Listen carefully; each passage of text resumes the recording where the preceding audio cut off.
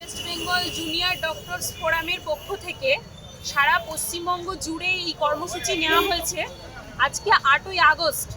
আজ থেকে ঠিক 365 দিন আগে 2024 সালের 8ই আগস্ট সেই ভয়াবহ রাত আর.জি. কর মেডিকেল কলেজ হাসপাতালে একজন জুনিয়র ডাক্তার,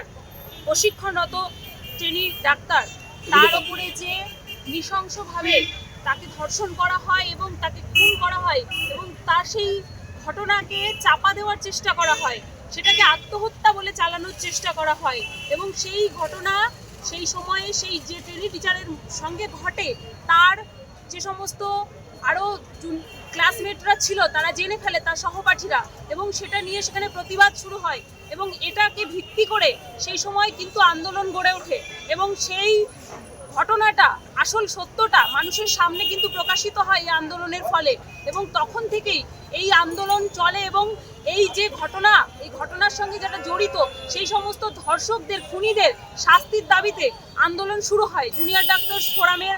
আহ্বানে। এবং সাধারণ মানুষ আমরা দেখেছিলাম সেই সময় একত্রিত হয়ে পথে ঘাটে সমস্ত জায়গায়, স্কুল কলেজের ছাত্রছাত্রীরা পর্যন্ত বেরিয়ে, সাধারণ মানুষ বেরিয়ে,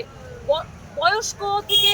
একদম বয়স নির্বিশেষে সমস্ত মানুষ এই আন্দোলনে এসেছিলেন এবং এই আন্দোলনটা একটাই কথা বলে যায়, সেটা হচ্ছে এই সমস্ত যে মেয়েদের উপর অত্যাচারের ঘটনাগুলো ঘটছে, কোথাও নিরাপত্তা নেই, এই ঘটনাগুলোকে পুরোপুরি বন্ধ করা এবং এর সঙ্গে জড়িতদের উপযুক্ত শাস্তি। এবং আগামী দিনেও এই আন্দোলনকে আরও আমাদেরকে এত শক্তিশালী করতে হবে যাতে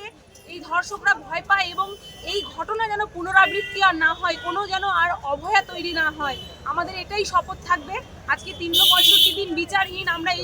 এখান থেকে এই শপথটাই নিয়ে যাব। আমরা এই আন্দোলনটাকে আরো বৃহত্তর করে গড়ে তুলব যতদিন না পর্যন্ত আমরা ন্যায় বিচার পাচ্ছি।